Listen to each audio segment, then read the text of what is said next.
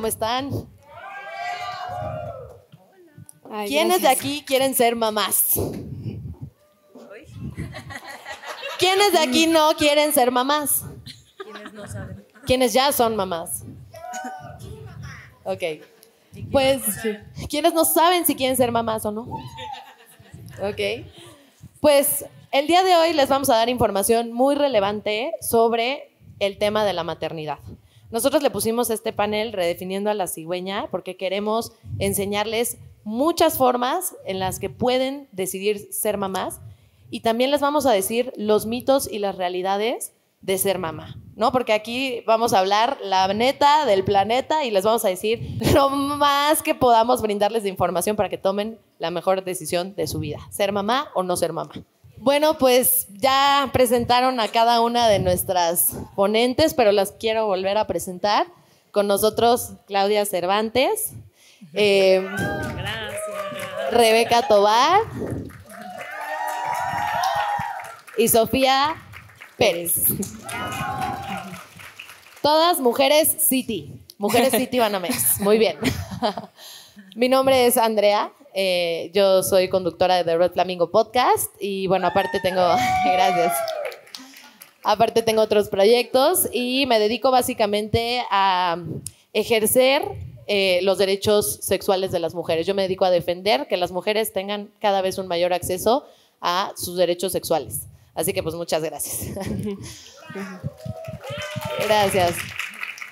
Ahora sí, cuéntanos, Clau, ¿qué es in vitro? ¿Cómo fue tu procedimiento de rejuvenecimiento ovárico y por qué quisiste ser mamá?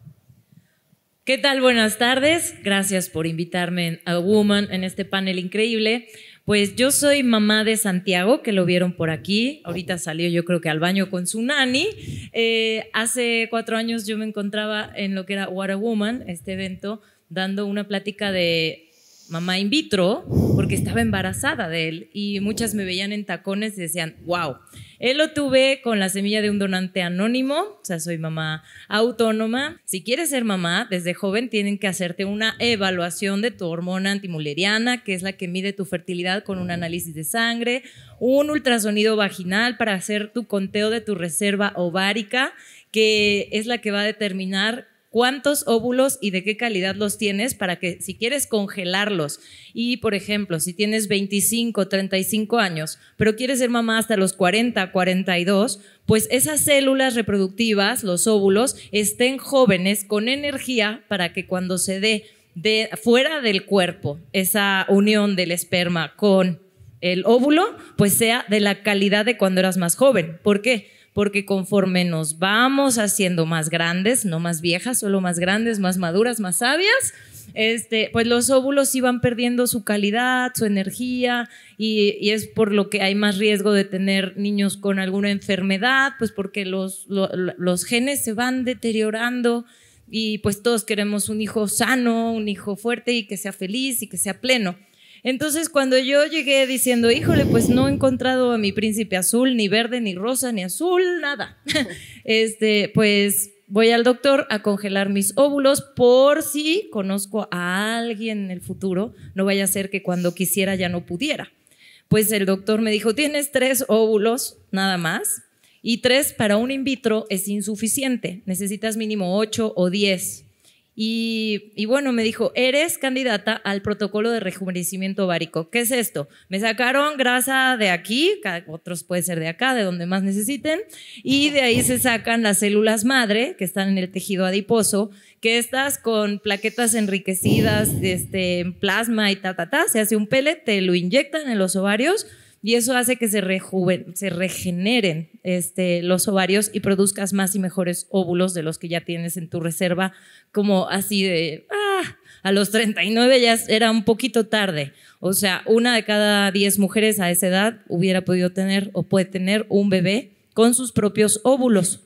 Entonces, era la paciente 40 a la que se lo hacían, era un protocolo de investigación y pues dije, va, firmé, hice un intercambio. Ya desde ahí mi hijo venía patrocinado por Dios porque yo no sabía cuánto me iba a costar, pero yo dije, sí. Y pues ante ese sí, me fui preparando emocionalmente, psicológicamente, etcétera. Y efectivamente 3 meses después me vuelven a hacer la extracción de óvulos y tenía 14. O sea, aumentó mi fertilidad muchísimo más, de 3 a 14. Y de esos 14, más los 3 que tenía, eran 17 óvulos que se fertilizaron en un laboratorio. Y tenía 3 embriones, porque el doctor me dijo, congela embriones, no óvulos, porque a tu edad, si en el futuro quieres usar esos óvulos y no funciona el in vitro, no te voy a poder sacar más. Entonces el reloj biológico tenía así como su último conteo, así se aceleró, y mi pregunta ahí fue, ¿y con quién? Bueno, pues está mi libro Amor in vitro, que a la salida, terminando esta plática, va a estar disponible afuera, se los puedo firmar, y ahí viene como más amplio porque no nos va a dar tiempo de abarcar toda la historia y toda la información necesaria. Pero sí, tuve un amigo gay que dijo, yo quiero ser el papá, pero su pareja no quería. Entonces decía, no, pues está difícil, ¿y yo qué voy a ser el tío? Total que sí, acudí al famoso catálogo de donantes y al final elegí la opción que el doctor me recomendó, porque si yo no había podido elegir bien, por lo menos una decisión biológica el doctor hubiera elegido mejor que yo, y así fue. Entonces ya se fertilizaron, tenía 3 embriones, les hicieron una prueba genética, que son las ventajas de la reproducción asistida, que desde entonces no solamente determinas qué género es, ¿no? Si hombre o mujer, sino que desde entonces puedes saber si sus genes, si sus cromosomas vienen bien, y evitarte una pérdida gestacional dolorosa, porque los bebés que no vienen bien desde embriones, pues la naturaleza es sabia y solito los descarta. Entonces, pues nada, solo tenía 2 niños, una niña, 2 no eran compatibles con la vida, los doné a investigación, y mi Santi, que fue mi milagro, que al primer in vitro y transferencia, pues llegó a este mundo a dar esperanza. Muchas gracias. Muchas gracias. Muchas gracias. Rebeca, cuéntanos, ¿por qué quisiste ser mamá? Y cuéntanos, ¿qué es la adopción? Hola, bueno, yo soy Rebeca Tobar, @soy mamá de corazón, y tengo 46 años. Y esto es importante decirlo porque contra todo pronóstico soy mamá de una niña, de una hermosa niña de 4 años. Y digo contra todo pronóstico porque además soy una mamá autónoma. O sea, mucha gente dice que somos mamás solteras, pero soltera es mi estado civil, que espero que cambie pronto, pero autónoma es la forma en que yo decidí hacer una familia. ¿Y por qué decidí hacer una familia sola? Bueno, no sola, porque para maternar necesitas una tribu entera y un pueblo entero.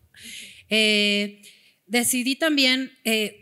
le agradezco a ese exnovio que me dijo, yo me quiero casar, pero no quiero tener hijos, porque ese exnovio me enseñó muchísimo, me enseñó que debo ir tras mis sueños y no tras mis novios, ¿no? Entonces, ¿por qué quise ser mamá? Quise ser mamá desde la inconsciencia de lo que significa ser mamá, porque creo que nuestras mamás, nuestras abuelas, nuestras tías y todas las generaciones anteriores nos mintieron. Nos mintieron sobre lo que significa la maternidad, porque sí es hermoso y es divino y es todo lo que nos puedan decir, pero también es la cosa más pesada, más difícil que nos pueda tocar en la vida. ¿Por qué me decidí por la adopción y no por otros métodos como, bueno, el método tradicional, ya hablamos de ese exnovio, pero además del método tradicional, yo también, como Clau, también empecé a ver cuáles eran las opciones, pero también el reloj biológico, que es algo terrible en las mujeres,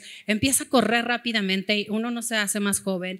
Y entonces nadie te orienta sobre cómo tomar la decisión de si quieres o no quieres ser mamá. O sea, más allá de ser mamá, porque todo mundo cree que es obligación ser mamá. Y eso no es cierto. O sea, no estamos obligadas a ser mamá. Esto lo hacemos porque nosotros queremos. Pero tiene que ser una decisión bien informada para que realmente podamos hacerlo, porque es bien difícil. Entonces, referente a la pregunta de qué es la adopción, a diferencia de las demás formas que van a platicar Sofía y Claudia, la adopción es el derecho que tienen los niños, niñas y adolescentes de tener una familia. Y creo que esta es la primera lección la primera lección y la primera cachetada que te da la adopción para decirte lo que significa ser mamá y lo que significa traer un hijo al mundo, porque el derecho lo tienen ellos. Nosotros tenemos un deseo, bueno, Sofía ya me dijo que también es un derecho el ser mamá o papá, pero más allá de eso, nuestro derecho de ser mamá o papá o nuestro deseo de ser mamá o papá jamás puede estar sobre el derecho de las infancias. Y eso creo que es lo más importante. Y yo me decidí a ser mamá autónoma por adopción porque en mi familia, tanto del lado de mi papá como del lado de mi mamá, tengo dos personitas increíbles que llegaron por adopción, entonces estaba en mi sangre, en mi linaje y pues eso. Muchas gracias.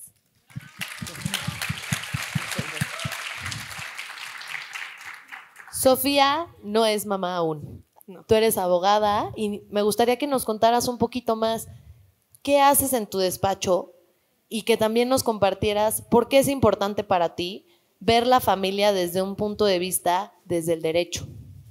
Claro. Bueno, como ya les han contado, yo soy abogada, llevo 10 años litigando derecho familiar y actualmente tengo un despacho que se llama Cibeles Abogados que está enfocado en la familia y especializado en procedimientos de gestación por sustitución. Bueno, para mí es importante trabajar en el derecho familiar, aunque hay muchos abogados que no les gusta esta materia, por el impacto que tiene en la sociedad. La familia es el núcleo de la sociedad y bueno, yo lo que he pensado es que si yo logro tener un impacto positivo en la forma en la que se relacionan las personas, esto va a trascender en algún momento en la sociedad. Entonces, y en relación a la gestación subrogada, que es el tema principal, ¿qué es la gestación subrogada? No sé si alguien ya está familiarizado en el tema, pero la gestación por sustitución, como su nombre lo indica, es este fenómeno social que actualmente se está dando derivado de la infertilidad y de las nuevas formas de relacionarse que impiden a muchas personas solteras o en pareja a tener hijos por sí mismos. Y estas personas acuden o buscan que una mujer, o me gusta más llamarla persona gestante, los ayude a gestar. Y en estos procedimientos es súper importante hacer hincapié porque hay muchos mitos y que después les contaré, pero es súper importante hacer hincapié en que las mujeres que gestan para otros no aportan material genético.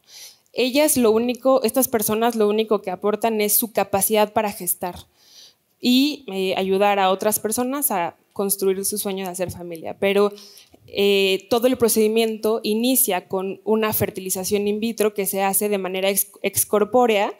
Los padres y madres que inician el procedimiento se extraen sus óvulos o reciben ovodonación o espermadonación y crean los embriones para posteriormente transferirlos a la persona que va a gestar para ellos.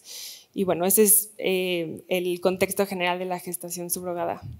Muchas gracias, Sofi. Y pues, efectivamente, sí, muchas gracias, Sofi.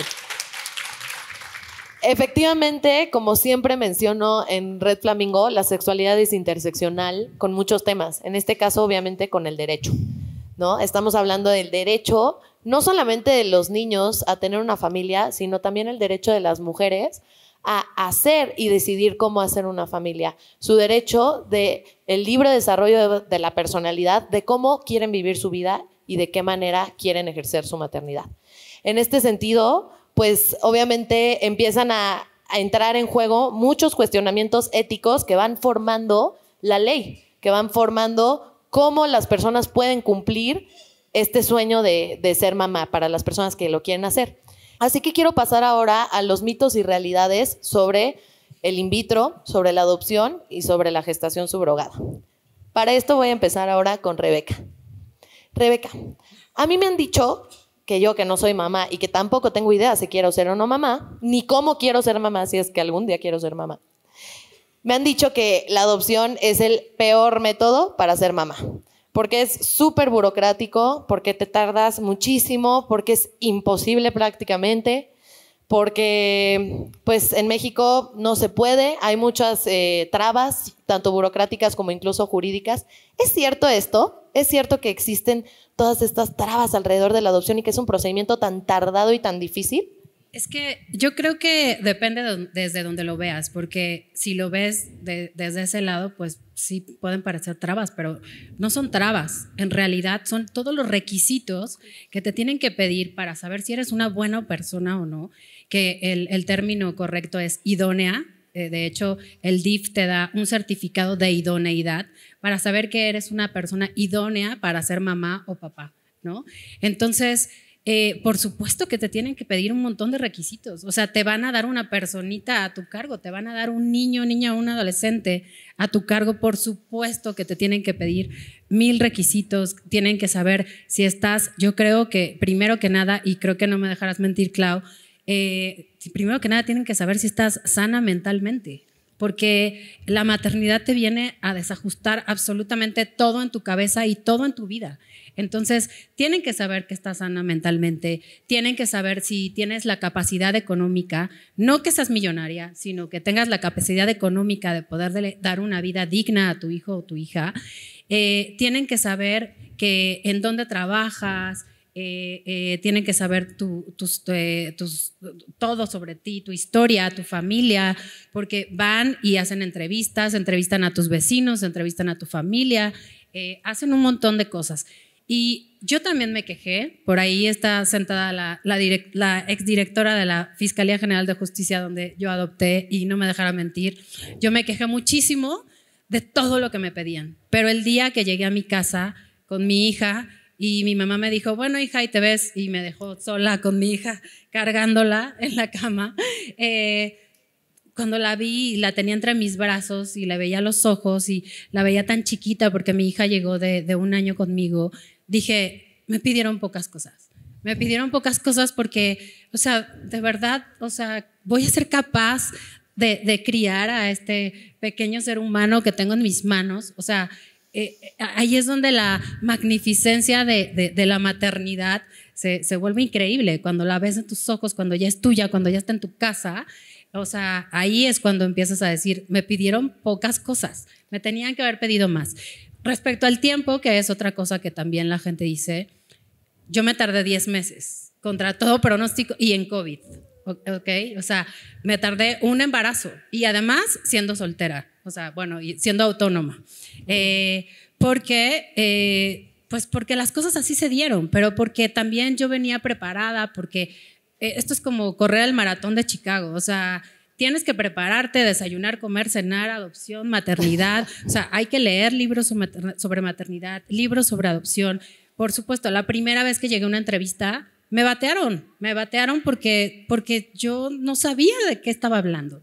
Entonces me dieron un montón de libros a leer, entonces me puse a escuchar podcasts, entonces me empecé a preparar y ahí fue cuando realmente pude empezar a entender esto. Y también es un proceso que debe seguirse porque empiezas a conocer qué es lo que va a pasar, cómo es que es la maternidad y demás. Entonces, sí, puede ser un proceso largo, pero aquí hay 2 cosas. Una es un proceso largo porque legalmente, primero tienen que revisar que los niños, niñas o adolescentes no tengan una familia biológica. Y de ahí tienen que hacer un montón de investigaciones porque, creámoslo o no, las autoridades sí hacen su chamba. O sea, nos quejamos mucho de eso, pero sí hacen su chamba. Realmente sí hacen una investigación porque el primer derecho de las infancias es estar con su familia biológica. Después, si eso no es posible, si ninguna de las personas alrededor de las infancias puede hacerse cargo, entonces ya empiezan a considerar a los padres para poder adoptar. Entonces ya se vuelve una personita que es sujeta a la adopción. Por eso se tardan tanto.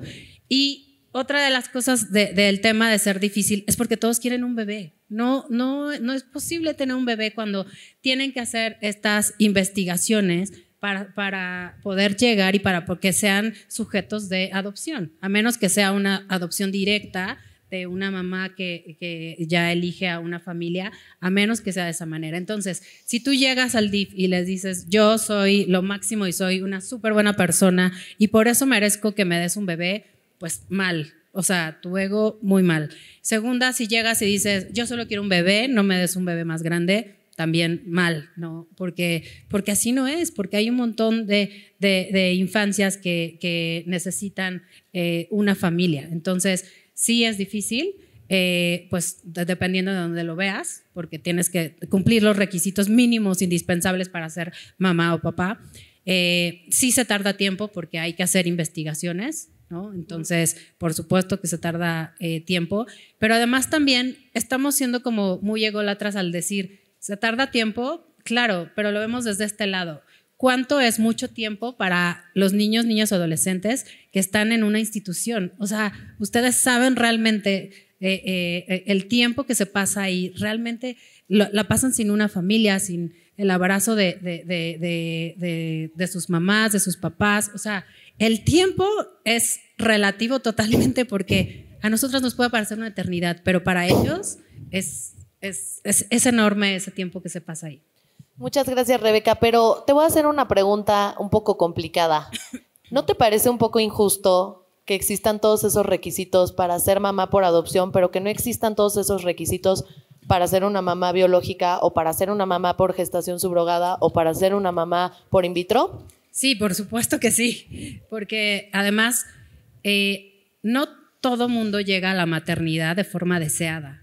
Y eso es un gran tema, porque yo llegué a la maternidad deseándolo un montón, investigando un montón, ya siendo una mujer mucho más madura, ya habiendo hecho todo lo que, como lo menciona Sofía, ya habiendo hecho carrera, ya habiendo viajado, ya habiendo hecho todo lo que nos pintan como que es el checklist para poder ser una mujer independiente, revolucionaria y demás, ¿no? Pero aún así, sí lloro muchísimo y aún así me desespero y aún así muchas veces pienso que no estoy haciendo bien y aún así, o sea, es bien difícil. Entonces, sí, deberían de pedirnos a todos, a todo mundo que quiera ser mamá o papá, deberían de pedirle esos estudios porque así tendríamos maternidades mucho más conscientes y mucho mejores, ¿no? O sea, desafortunadamente es un procedimiento que no es legal en muchos países y en otros no está ni siquiera regulado, como es el caso de México. Una de las razones es porque los legisladores no han podido acordar respecto de si es una práctica ética o no. ¿Por qué? Porque se han cuestionado si realmente la gestación subrogada es una forma de mercantilizar los cuerpos de las mujeres y si es una forma de alguna forma, aprovecharnos de las mujeres que tienen menos recursos económicos para nosotros no sufrir las consecuencias físicas del embarazo, entre comillas, para quien nos está escuchando en esta grabación. ¿Me puedes decir tu opinión al respecto, por favor?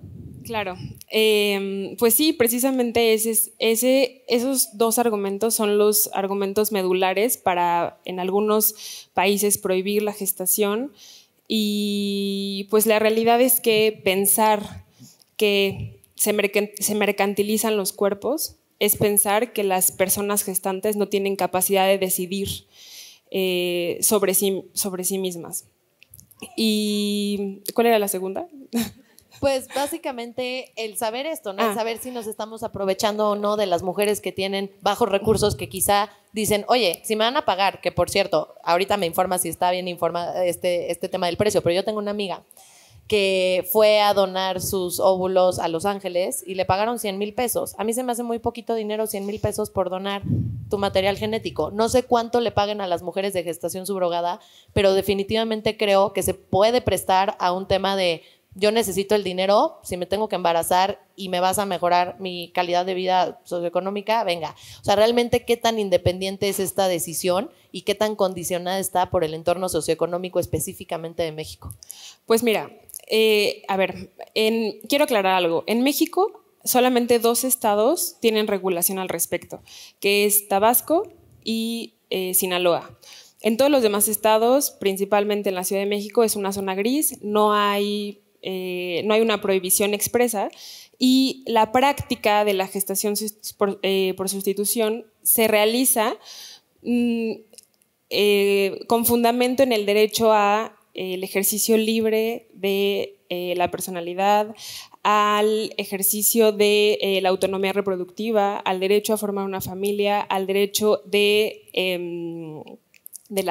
bueno, en ese momento no hay bebé, pero prácticamente al derecho de tener el número de hijos con el esparcimiento que tú desees y por las formas que tú desees. Entonces, esa es la base constitucional, aunque no existan las reglas procesales que se deben de seguir, como en el caso de la adopción, para seguir el proceso. Pero, atendiendo a tu pregunta sobre las desigualdades, me parece que las desigualdades económicas existen siempre, en todos los contextos, pero el que no exista una desigualdad económica entre dos partes, eso no va a eliminar las vulnerabilidades que puedan existir en el proceso. Lo que efectivamente va a eliminar cualquier vulnerabilidad o abuso de una parte con otra es la información. Si la información se proporciona a ambas partes de manera completa, fidedigna, que sea de una forma asequible y en el idioma de la persona de la que se está tratando, vas a permitir que las personas tomen decisiones informadas, verdaderamente informadas, y entonces ya no va a haber abusos, porque por más dinero que tenga una persona que quiere acceder a la gestación subrogada y abusar de una mujer mexicana, como lo llaman, abusar de una mujer mexicana, no va a poder si la mujer dice no quiero, porque no se le puede obligar. Entonces, es un mito que las desigualdades económicas que existen entre las partes genera vulnerabilidad. Lo que genera vulnerabilidad es la falta de información. Muchas gracias, Sofía. Muchas gracias. Ya los tengo, ¿eh? Ahora sí están concentrados. Vamos con la tercera pregunta complicada. A mí me gusta hacer preguntas picosas, difíciles. Así que, a ver, mi Clau, una pregunta. Cuando yo me empecé a empapar un poquito con el tema de in vitro, decían, que además a mí me gusta leer mucho de filosofía y de ética, entonces me encanta meterme en problemas y meterlas en problemas. Uno de los cuestionamientos filosóficos más importantes alrededor del tema del in vitro es la ética que hay detrás de la injerencia en cómo va a ser tu bebé, por un lado. Y por otro lado, algo que aqueja a cada una de ustedes y que también quiero que cada una de ustedes responda, es el cuestionamiento social de qué tan ético es tener a un hijo por medio de estos procedimientos no biológicos sin una figura paterna. Bueno, pues comienzo por decir que cuando yo di la noticia de que iba a congelar mis óvulos, porque también gracias a un exnovio, me dijo, congela tus óvulos porque si vas a querer después y no puedes, va a ser terrible. La familia, así me dijo, después de los 30, la familia o los hijos no vienen en el mismo paquete, ¿no? Entonces dije, pues sí, sí es cierto, ahora se divorcian y unos ya tienen y otros ya tienen vasectomía y no quieren, etcétera. Entonces, pues mi hermano, que en paz descanse, me decía, ¿y por qué no mejor lo haces con amor? ¿No? O sea, ¿para qué haces eso? Y yo dije, ¿te refieres a sexo? Porque con amor lo estoy haciendo. Me estoy preparando de manera consciente. O sea, yo no sé si estaba congelando óvulos, no estaba pensando en ya tener un hijo yo sola, yo puedo, no los necesito. Más bien, intenté las vías y no había alguien que realmente fuera a ser responsable como para tener una familia unida, ¿sabes? Y no de accidente con algún hombre que se atravesara a parearte y, ay, ¿qué crees? Estoy embarazada. Y luego, no quiero, y el abandono, y luego la custodia, y un montón de problemas que hay, que todo el mundo conocemos de alguien conocido. Y yo dije, no, yo no quiero eso. Entonces, cuando el doctor me pone como el ultimátum de congela embriones y no óvulos, sí pasó por mí una revolución de, ¿pero cómo? O sea, mi familia entonces va a ser completa, no va a ser completa, ¿qué le voy a decir a mi hijo? Ser egoísta, todo me pasó por la cabeza, el miedo. Un día antes decidí mejor dejar los óvulos congelados, pero al día siguiente que llegué y le iba a decir al doctor, me habían puesto la anestesia y me quedé dormida. Entonces cuando desperté ya estaba hecho. Así quiso Dios que llegara al mundo. ¿Qué me voy a cuestionar? Ya no pensaba de quién viene, sino a qué viene. Y cómo iba a prepararme yo para que a la hora de la transferencia se implantara yo fuera el mejor ser y nave espacial por el cual él llegara a este mundo a ser feliz. ¿Sabes? Con los diferentes modelos de familia. A algunos les toca tener un papá que hubieran querido no tener. A algunos les toca que se murió. A todos nos toca diferente. A mi hijo le tocó así, nacer en un hogar lleno de amor, deseado, porque ya que estaba congeladito, podía haber decidido dejarlo ahí. Cuando se porta mal, le digo, vete al refri, ¿no? ¿No es cierto?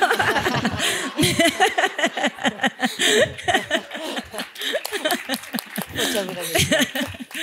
Entonces, también venía la cuestión de Dios, ¿no? La religiosa y las creencias de mi propia mamá, ¿no? Pero es que entonces va a haber un castigo porque no es de la manera natural y porque lo normal es mamá y papá y la religión y casados. ¿Y qué creen? Todo se solucionó cuando le dije, ¿qué prefieres? ¿No? ¿Una violación para que sea de manera natural y de todas maneras no haya papá? ¿O en conciencia y amor de manera artificial, pero con amor? Mamá fue sin pecado concebido. Y ahí se arregló todo. Muchas gracias. Yo también, o sea, creo que mi hija no va a extrañar lo que no conoce, ¿no? O sea, alguna vez Claudia también lo dijo en otro foro, sí extraño la pensión, ¿no? O sea, la extraño muchísimo, pero no extraño lo que muchas de mis amigas están viviendo. O sea, una demanda, que te quieren quitar al hijo, o sea, un montón de cosas terribles, ¿no? Y eso no significa que odie a los hombres, ni mucho menos, pero no extraño ese papá que les tocó a algunas, o esa pareja que les tocó a algunas de mis amigas, ¿no? O sea, tampoco extraño ese hombre que se vuelve hijos de las mamás y que muy orgullosas dicen, ay, es que yo tengo 2 hijos, mi esposo y otro, ¿no? O sea, no, tampoco, o sea, no extraño esa parte. Tampoco le estoy buscando un papá a mi hija, porque se lo hubiera buscado antes, ¿no? O sea, too late. O sea, no le busco un papá a mi hija. O sea, si yo un día encuentro una pareja, o sea, será una pareja, pero no será el papá de mi hija. Y si un día, si mi hija y esa pareja tienen una relación, qué bueno. Pero padre no lo estoy buscando, porque también creo que es un estereotipo que todas las que somos mamás autónomas, que nos llaman mamás solteras, mamás luchonas, mamás no sé qué, o sea, todos los estereotipos que nos ponen, estamos buscando un papá todo el tiempo. O sea, no, ya lo buscamos, no lo encontramos y por eso mismo hicimos este tipo de procedimiento. Y algo también que es bien importante y que también dijo Clau, es la parte de ese miedo, porque está bien, el tema de la pensión, todo ese tema, pero a mí nunca en la vida me había dado tanto miedo la muerte como hoy que soy mamá. O sea, me da pánico la muerte. Entonces, yo cuando tomé la decisión de ser una mamá autónoma, lo primero que hice es preguntarle a mi mamá, mamá, ¿estás conmigo? ¿No? También va a ser sin pecado concebido, entonces, bien. Y lo segundo fue preguntarle a mi hermano y a mi cuñada que si un día yo faltaba, ellos podrían hacerse cargo de mi hijo o de mi hija. Y me dijeron que sí. Y ante esas 2 situaciones dije, sí voy. Y hoy que veo a mi hija, me quiero cuidar más, aunque a veces es bien difícil porque no podemos hacer todo en la vida y cuidarnos y trabajar y, o sea, todo lo que tenemos que hacer, ¿no? Y queremos hacer ejercicio, pero ya cuando llegas a tu cama ya estás fundida, ¿no? Entonces, hay un montón de miedos y de cosas, pero definitivamente no, mi hija no va a extrañar algo que no conoce.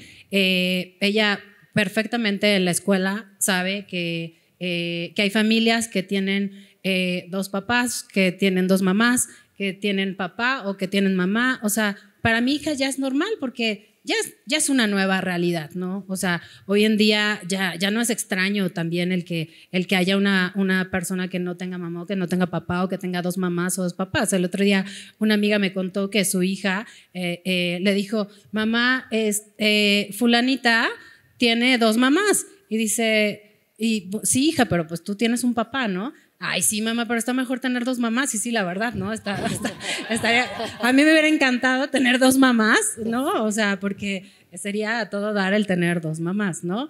Y por último, ya y no menos importante, es que yo vi a mi mamá poder hacer las cosas así. Entonces, como que para mí no era algo imposible. Difícil, dificilísimo, ¿no? O sea, dificilísimo porque a veces sí quisieras que alguien estuviera coparentando contigo, sobre todo en las noches en que se enferman y que les da temperatura y que no sabes qué hacer. Y, ¿no? La primera vez que le dio temperatura a mi hija, la llevé a urgencias y me salió 20,000 pesos el témpera que le dieron, ¿no? O sea. Muchas gracias. Sofi, ¿cuáles son los otros retos que a ti te ha tocado vivir en la práctica legal siendo abogada de personas gestantes o que quieren hacer el procedimiento de gestación subrogada? Si los enumero no acabo, la verdad, pero creo que el reto más duro en esta práctica son 2.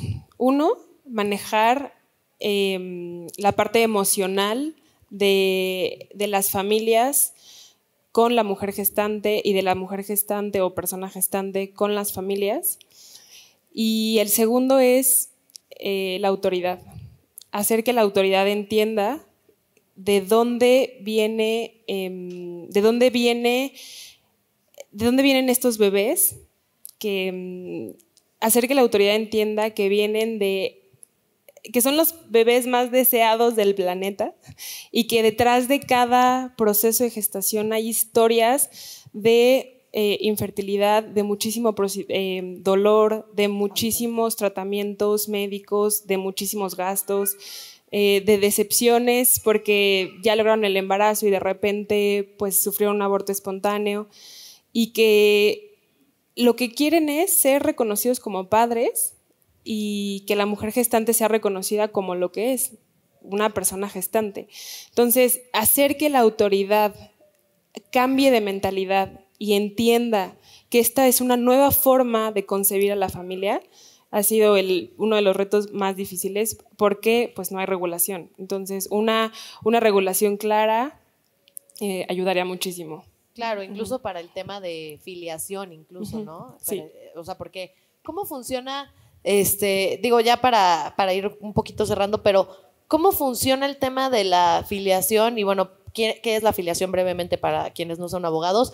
¿Cómo funciona el tema de la filiación en estos casos de in vitro y gestación subrogada donde el material genético pues no corresponde al padre o la madre? Bueno, a ver, la filiación es la relación que existe entre los padres y sus hijos. Y por ley, la filiación se da por el vínculo genético que tienen las personas con sus hijos. Pero en México hay un concepto que es muy innovador, que se llama voluntad procreacional. ¿Qué significa? Que para determinar la filiación ya no es tan trascendente el vínculo genético que las personas puedan tener entre sí. Lo más importante para determinar la filiación es la voluntad procreacional, es decir, esta intención de querer ser madre o padre de un bebé que va por encima del vínculo genético, tal como pasa en la adopción.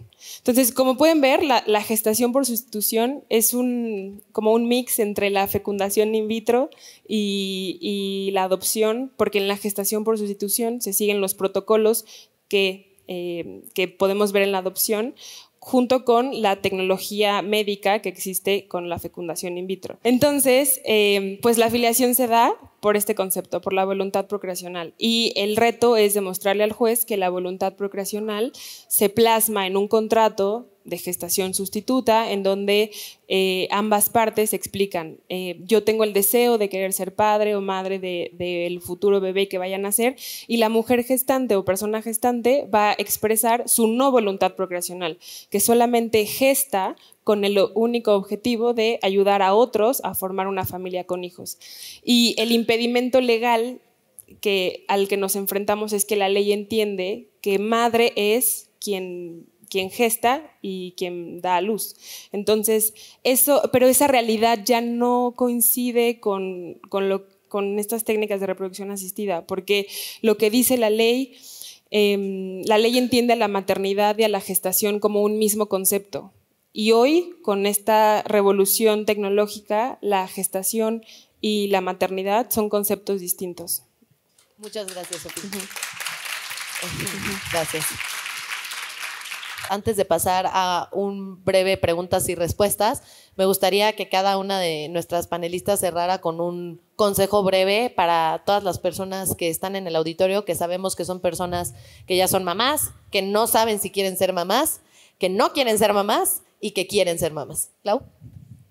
Bueno, primero, ahí está mi libro para quien quiera más amplios consejos.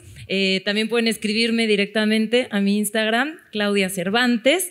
Y estrené el 31 de enero mi podcast que se llama Vida Fértil Podcast, para que lo busquen en todas las redes. Y si van a ser mamás, no importa de dónde venga su hijo, sino que ya estando aquí, pues tenga una vida responsable, plena, feliz, que haya una investigación dentro de su ser de qué es lo que van a aportar a ese ser, y que cualquier tipo de maternidad hace que te crezca el corazón día con día, porque mientras más difícil se pone la cosa, pues más fuertes nos volvemos y más sabios, y de eso se trata la vida, de una experiencia y de dejar un legado a las nuevas generaciones, que compartan esta información, porque pues mi mamá nunca me contó, porque en su época pues no había nada de reproducción asistida, ni porque son cosas muy nuevas. Entonces, vayan ya directo con un biólogo de la reproducción a hacerse su estudio de su nivel de fertilidad para que puedan decidir cuándo, cómo y con quién. Gracias. Rebeca. Bueno, pues igual que Clau, que se informen, que como dice Clau, nuestras madres que vinieron antes de nosotros, las generaciones que vinieron antes de nosotros, nunca nos contaron lo que era realmente la maternidad.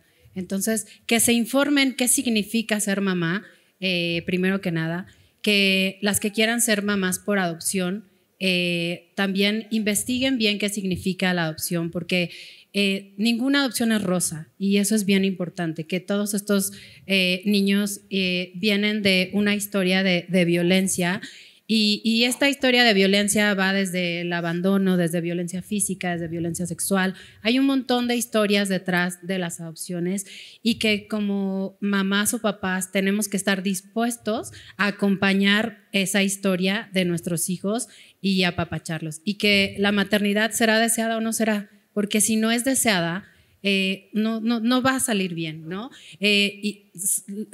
Por último, sé que me estoy extendiendo, pero lo último es que qué tanto están dispuestas a hacer por la maternidad, porque yo he visto muchas mujeres deshacerse físicamente, deshacerse moralmente, mentalmente y demás por ser mamás, de gente que llega con 5 abortos, 6 abortos, 5 intentos. ¿Qué tanto quieres llegar cansada a este maratón que se llama ser mamá? Porque si es difícil la adopción, si es difícil la maternidad por vientre subrogado, si es difícil el in vitro, no les cuento lo que es difícil la maternidad. O sea, esto es piece of cake a comparación de lo que significa ser mamá. Gracias. Y bueno, no quiero ser repetitiva, pero de verdad es que, aunque no soy mamá, creo que es clave que se informen, es clave que sean conscientes del el costo de oportunidad que se resiente por el simple hecho de estar embarazada. Entonces, antes de que decidan intentar o llegar a la maternidad por la vía natural, por fecundación in vitro, por adopción o por gestación sustituta, infórmense y sean conscientes de que van a tener a su cargo a una personita nueva que no es culpable de su pasado, y que tener las responsabilidades de lo que vaya a pensar, de lo que va a recibir, pues va a ser trascendental para su vida. Entonces, vean este panorama de opciones y elijan. Pues yo les aconsejo que dejemos de ver a los hijos como metas. Ser mamá no es una meta en la vida de toda mujer, los hijos son fines en sí mismos, y les aconsejo mucho cambiar esta visión y quedarnos mucho con lo que dijo Rebeca, de que no solo se trata de nuestro derecho a ser mamás, se trata del derecho de los niños a tener una buena familia, como sea que queramos constituir esta familia. Pero ¿qué opinarán los hijos? A mí me gustaría que pasara Santi y nos diera su consejo final. Santi, mi vida, mi amor, ven, te voy a prestar el micrófono. Mira, yo me acerco. Bueno, aprovecho, quien tenga hijos, tengo una empresa de niñeras, gracias a ella yo puedo ser mamá autónoma y trabajar y estar presente. Porque mi familia no vive aquí. Si no fuera por Nanap, no podría estar aquí. A ver, ¿qué les vas a decir? La familia perfecta es la que se hace con amor. Ay,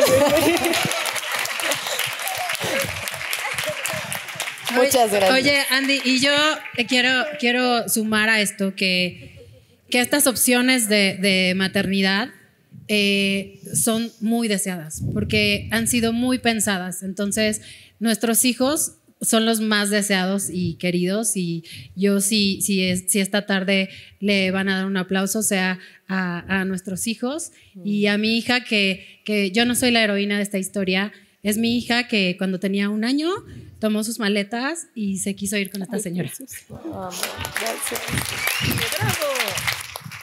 Pues nada, muchísimas gracias, mujeres fregonas, todo mi respeto, toda mi admiración. Creo que es de gran utilidad todo lo que nos dijeron el día de hoy. Gracias a todos y a todas por acompañarnos hoy. Y pues no me queda más que felicitarlas. Y sé que se quedaron por ahí algunas preguntas, respuestas. Porfa, síganlas en las redes sociales y la verdad es que todas contestan. Entonces, creo que está bueno pues seguir el tema porque da para muchísimo. Muchísimas gracias por estar en A Woman. Muchas gracias. Gracias. Nos pueden encontrar como Red Flamingo en todas las redes sociales. Clau, ¿cómo estás? Claudia Cervantes. Claudia Cervantes o Vida Fértil Podcast o Nanap México, que son las 3 redes. Y ahí ahorita puedo autografiar también el libro de Amor In Vitro, que también hablo de estadísticas y países y leyes sobre adopción, sobre vientre subrogado y distintos tipos de familia, y todo sobre in vitro con la historia de Santi. Se lo dedico a él ese libro. Gracias. Rebe, ¿cómo te encontramos? Arroba soy mamá de corazón, y también platico todo el tema de adopción. Y a mí pueden encontrarme, yo tengo esto, a mí pueden encontrar en cibelesabogados.com. Ahí van a encontrar toda nuestra información. Muchas gracias.